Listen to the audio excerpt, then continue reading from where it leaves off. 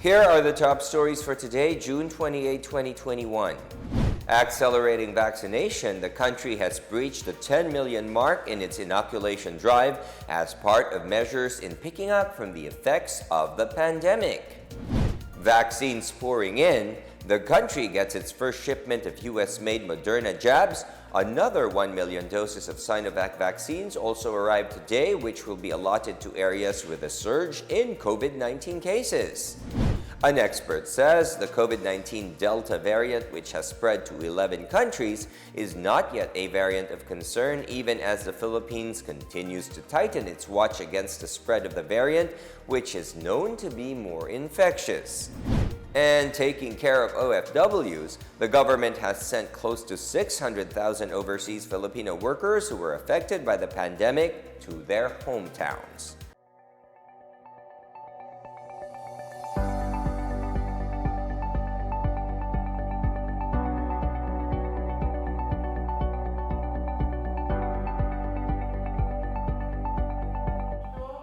Good day, I am William Theo. Welcome to the PNA Newsroom.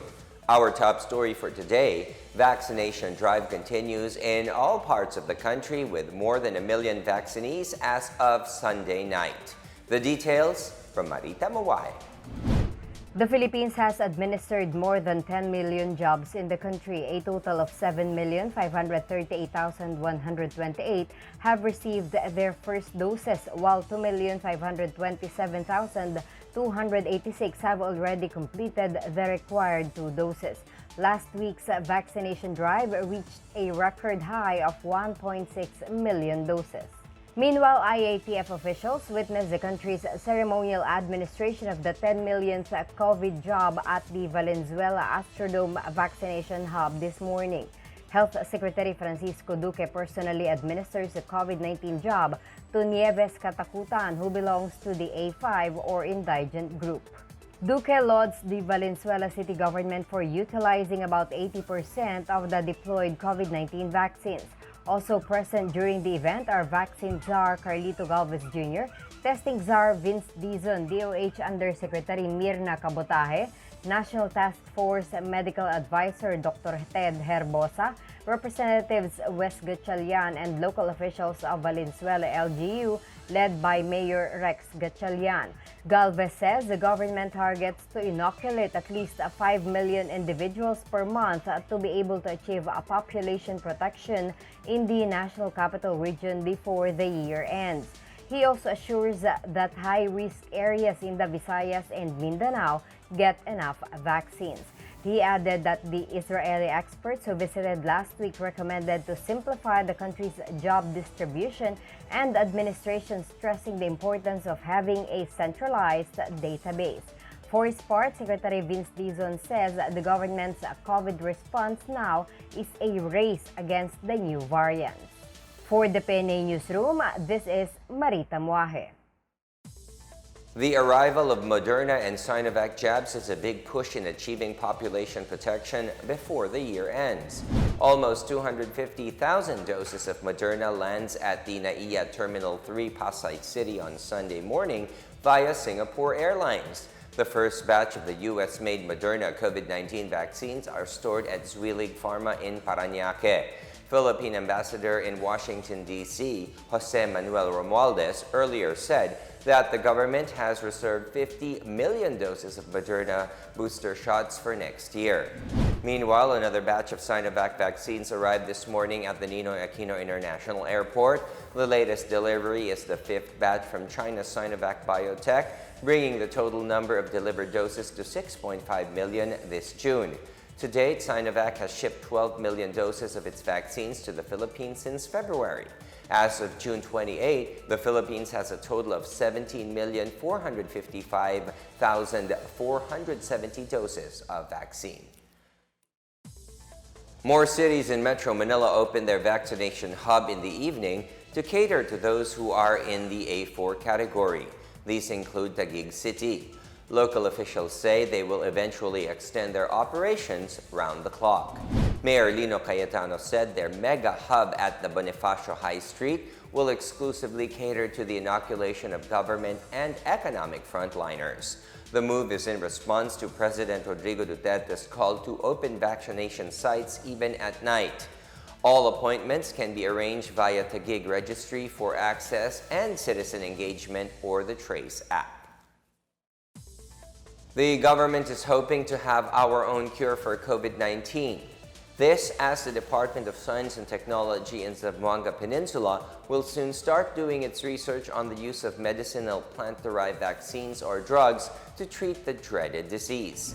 DOST Region 9 allotted 126,000 pesos for the research study, which aims to synthesize and compile Philippine medicinal plants with inhibitory properties against COVID-19 and other viruses. The grant will also be utilized to obtain the necessary provisions, supplies, and materials for the conduct of a systematic review. Leading the study is Dr. Jeneline Majos, an associate professor at Western Mindanao Station University. Health experts say the Delta Plus variant is not yet alarming, as the World Health Organization has not yet identified it as a variant of concern. The Delta Plus variant has spread from India to 11 other countries and has currently infected about 200 individuals.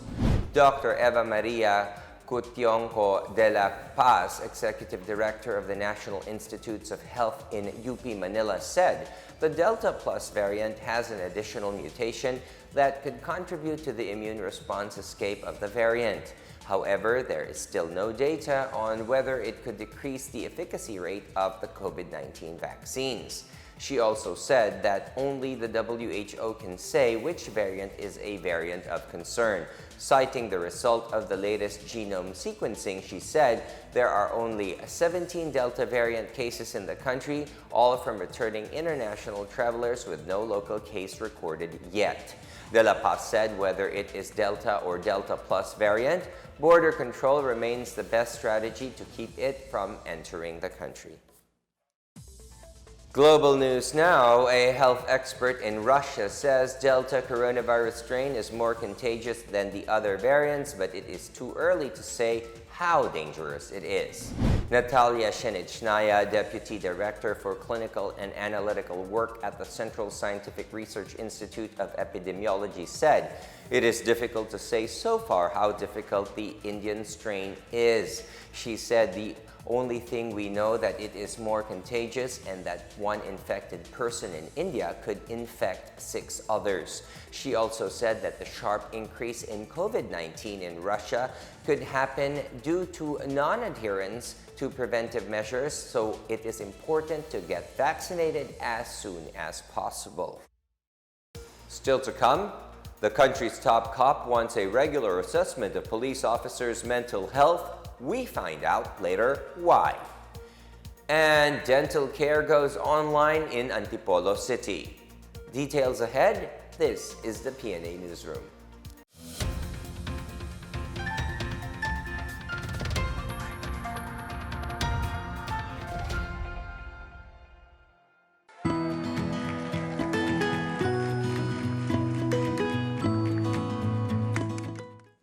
The COVID-19 pandemic has greatly changed our lives for the worse. Lives and jobs were lost and economies reached a meltdown. Thanks to the arrival of safe and effective vaccines, we are one step closer to normalcy. It's time to do our part, get vaccinated for our safety and for our recovery. You are there in that community, go there and have yourself vaccinated by any of the vaccines available. They are all potent, they are all effective.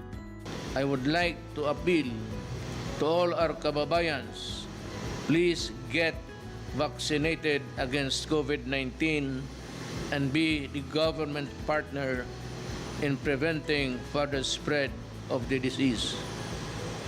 I encourage you to get vaccinated as soon as possible time. These vaccines are safe and they are the key to reopening our society. The need for international solidarity and cooperation cannot be made clearer than this pandemic, because everyone is safe. No one is safe globally until everybody is safe. Vaccines work.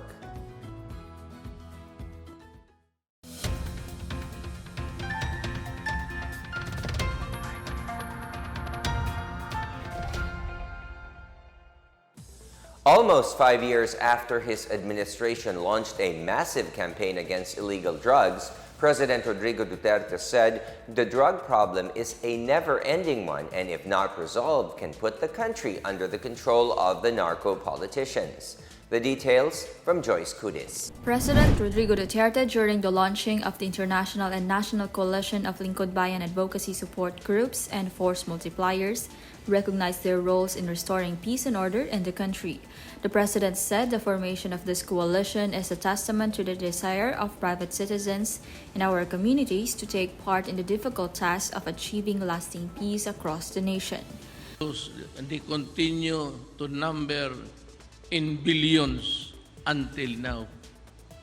And the human rights are not even worried about how many children would still be destroyed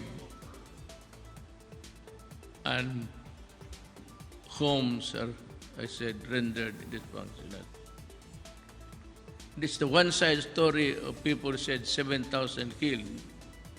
Well, that was 5 years I started to declare war. But the other side is, how many policemen and soldiers did they lose? Plenty. The president, however, reminded that anyone who is under arrest and begging for his life must be spared from getting killed. Remember, arrest again. You said, you are under arrest. Put down your gun and come with us peacefully because you will be brought to the station for the necessary documentation. Blatter, then the investigation. Ganon yan. President Duterte also reiterated that he will continue to defend police officers who perform their duties under the law. You are not supposed to kill a person when he is down, lying, kneeling, begging for his life. Because sa atin, hindi lalaki yan ganon. Pag nag-surrender ng tao, tapos na. If ang arrest, pag ayaw niya, you have to, the word in the law books itself, it is, you have to overcome his arrest so that you can bring him, can place him under the custody of the law and bring him to the station. That's the rule. Pagka ganon ang nangyari, then the policeman, do not worry. Let me know if that is the case. I will defend you. Ako na mismo. According to the government's Real Numbers PH data as of April 30 this year, the drug law enforcement agencies have conducted 200,632 anti-illegal drug operations, resulting in the arrest of 289,622 drug dependents and the death of 6,117 people since July 1, 2016. Operatives have also confiscated nearly 60 billion pesos worth of illegal drugs, including some 7,748 kilograms of shabu worth 48.7 billion pesos, aside from dismantling 784 drug dens and clandestine laboratories nationwide. For the PNA Newsroom, I am Joyce Cudis. Philippine National Police Chief Guillermo Eleazar welcomed the concern raised by the Commission on Human Rights over President Rodrigo Duterte's suggestion to arm anti-crime volunteers and other police partners. Eleazar, however, said the president's suggestion aims to encourage volunteerism and not vigilantism. He said Duterte's call to arm civilian groups might be out of his strong desire to combat lawlessness in the society. He added that Duterte's recommendation aims to protect civilian volunteers against the criminal elements, including members of the Communist New People's Army. He said if civilians are allowed to possess and carry firearms for as long as they are qualified to use guns, and comply with the law. Eleazar said there is no reason to prevent members of civilian volunteer groups to enjoy the same privileges. Meanwhile, Eleazar pushed for a regular assessment of the mental and emotional stability of policemen. This after Master Sergeant Reynante Di Pasupil ran amok at the Manila Police District headquarters while last Friday killed one of his colleagues and injured another before he was shot and killed. Less than a month ago, another drunk policeman fatally shot at point blank a woman in Fairview, Quezon City. In December last year, a Parañaque cop gunned down two neighbors in Tarlac after complaining about their noise. Eleazar said the PNP Health Service is finalizing recommendations in conduct of a psychiatric psychological exam at least every 3 weeks. Eleazar said the recent incidents highlight the need to closely look into the overall state of the police personnel. Antipolo residents can now attend their dental concerns with the launch of free online consultation under the city's teledentistry program. The Antipolo City Health Office Dental Division said it is their contribution to efforts to contain the spread of COVID-19 as the city listed 52 active cases as of Saturday. With the teledentistry program, dentists are just one click away and ready to help residents for free. Those who have oral health concerns can avail of online consultation by leaving a message at the City Dental Office's official Facebook page or contact their hotline numbers. As of Saturday, Antipolo had over 9,900 confirmed cases with 220 deaths and over 9,600 recoveries. The Department of the Interior and local government, in coordination with the Philippine Statistics Authority, kicked off its institutional registration for its officials and employees to the Philippine Identification System, or PhilSys. On June 23, 89 officials, employees, and their family members registered with Secretary Eduardo Año and Undersecretaries Jonathan Malaya, Epimaco Densing III, Martin Dino, and Marjorie Haloshos. Over 1,000 other personnel are expected to register until July 5. Año thanked the PSA for having the DILG as the pilot department in the executive branch for the on-site registration. He said it was only in 2018, with President Rodrigo Duterte's strong political will, that a national ID system was enacted into law. He expressed confidence that PhilSys will enable the country to accelerate its transition into a digital economy, enhance governance, and reduce corruption. The government has brought back home 22 Filipinos who fell victim to trafficking and illegal recruitment in Syria. Close to 600,000 Filipinos have been repatriated from overseas since last year. Janice Cabe has the story. A total of 22 trafficking and illegal recruitment victims were repatriated from Syria after lengthy diplomatic negotiations with the Syrian government. The Philippine Embassy in Damascus said the Filipinos landed at the Ninoy Aquino International Airport on June 26. It said cases have also been filed against the victims' recruiters and human traffickers under the helm of Chargé d'Affaires Vida Soraya Versosa. Versosa requested that a presidential pardon be granted to the Filipinos so they will no longer be liable for their cases. Following these negotiations, the embassy said the processing of their exit visas was expedited. The envoy, for her part, thanked the Immigration Department under the Ministry of Interior of Syria for its assistance in ensuring the welfare of the workers. The successful repatriation is the fulfillment of the marching orders of Foreign Affairs Secretary Teodoro Locsin Jr. to empty out the shelters in all wards and bring everyone home. Since March 2020, over 591,000 OFWs repatriated through government efforts have been sent home. This year, over 109,000 returnees are already in the provinces. Upon their arrival, OFWs proceeded to the quarantine facilities where they stayed until the results of their swab tests were released. Those who yielded negative results were taken to their hometowns. The Overseas Workers Welfare Administration requested the Department of Budget and Management for an additional 5.2 billion pesos to fund the repatriation program this year. The program is in coordination with the DOLE, IATF, DOTR, DFA, DILG, DND, and the DOH. For the PNA Newsroom, I'm Janice Cave. Senator Richard Gordon restated his proposal that all returning residents and overseas Filipino workers who have been fully vaccinated be sent directly for home quarantine upon their arrival. They will then be tested for COVID-19 on the 5th or 7th day. Gordon officially submitted his recommendation to the Interagency Task Force Chief Implementer Secretary Carlito Galvez Jr. on June 14. He stressed that the required 14-day quarantine period for returning Filipinos will drain their resources and take away from the time they are planning to spend with their families.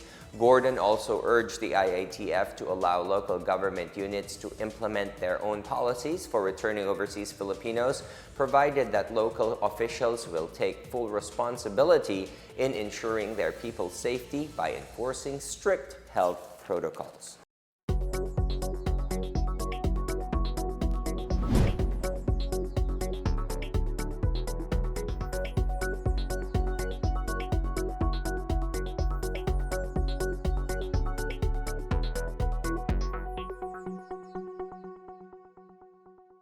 Up next, an army official says the killing and destruction of property revealed the NPA's terrorist identity. And the much-awaited Tokyo Olympics will take place in the shadow of the pandemic. Back after a quick break, stay with the PNA Newsroom.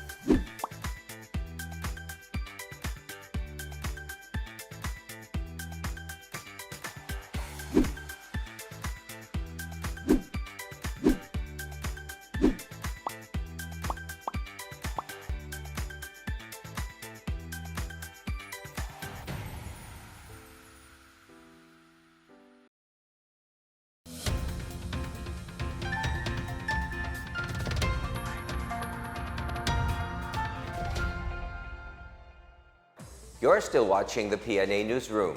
The Army, Police, and local government of Lanuza, Surigao del Sur condemned attack launched by New People's Army rebels on Thursday, which killed a civilian, injured two others, and destroyed millions worth of properties.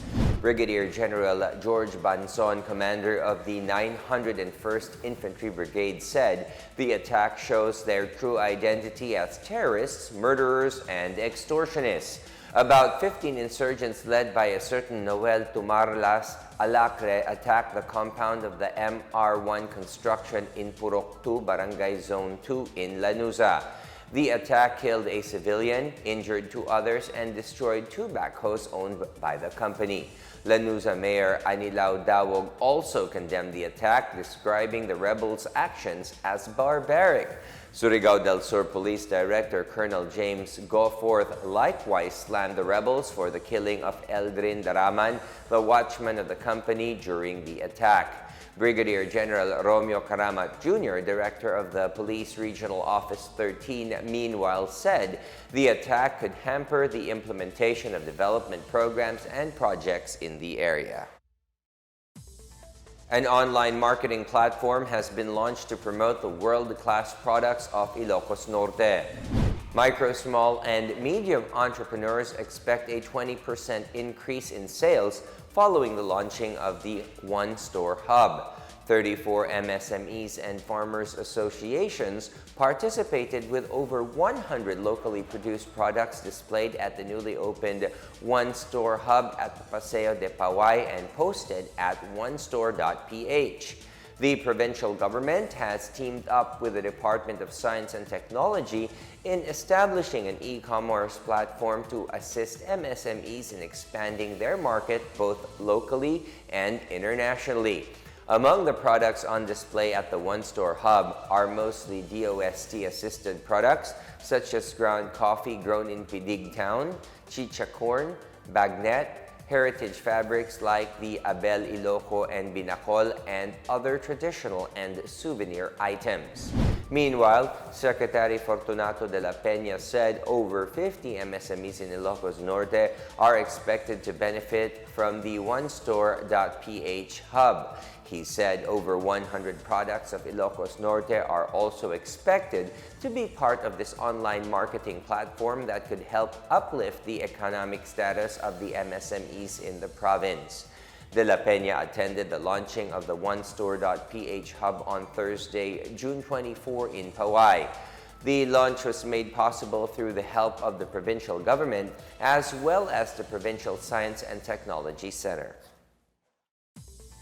In sports, the long-delayed 2020 Summer Olympics will take place in Tokyo from July 23 to August 8 in the shadow of COVID-19 without international spectators.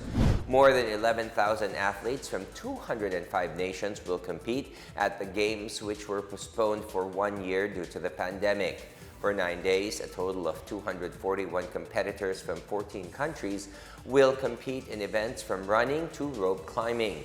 The Olympics was canceled 3 times in the past, first in 1916 during World War I and in 1940 and 1944 games during World War II. 2 games took place under the shadow of political tensions where countries did not send athletes for political reasons.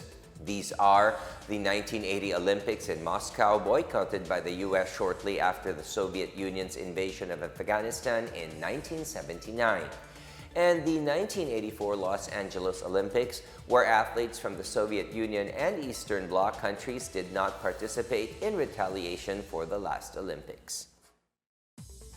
Drastic changes have happened to everyone because of the pandemic, particularly when it comes to health. That's why former Olympian and fitness guru Samantha Clayton advises to exercise and get back in shape. Clayton said exercising must fit one's overall health, body type, needs, and goals. A 30-minute workout may be enough for some, such as those who want to lose weight, while for others, such as those preparing for more strenuous activity, longer gym sessions or as much as 1 hour of exercise is necessary to help reach their fitness goals. Clayton advised doing a weekly exercise plan that is not stressful. She also told everyone to pay attention to how their body feels and not work to the point of exhaustion.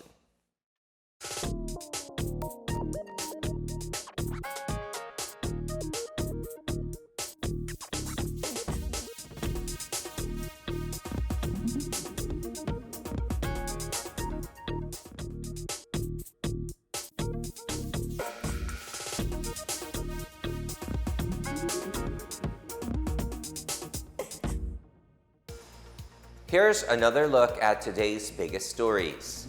Accelerating vaccination, the country has breached the 10 million mark in its inoculation drive as part of measures in picking up from the effects of the pandemic. Vaccines pouring in, the country gets its first shipment of US-made Moderna jabs. Another 1 million doses of Sinovac vaccines also arrived today, which will be allotted to areas with a surge in COVID-19 cases. An expert says the COVID-19 Delta variant, which has spread to 11 countries, is not yet a variant of concern, even as the Philippines continues to tighten its watch against the spread of the variant, which is known to be more infectious. And taking care of OFWs, the government has sent close to 600,000 overseas Filipino workers who were affected by the pandemic to their hometowns. Thank you for watching another episode of the PNA Newsroom. To check more news content, visit our webpage or head onto the Philippine News Agency's Facebook and Twitter accounts. For more stories about the government and how it serves Filipinos, look for these hashtags in all of our social media platforms and websites. We are shown on the pages of the PCOO and its attached agencies. Also, watch us on television on PTV4 and IBC 13. And that's your daily dose of the biggest stories that you need to know from the PNA Newsroom. We tell stories that inspire change. I am William Theo. Good day, stay safe, everyone.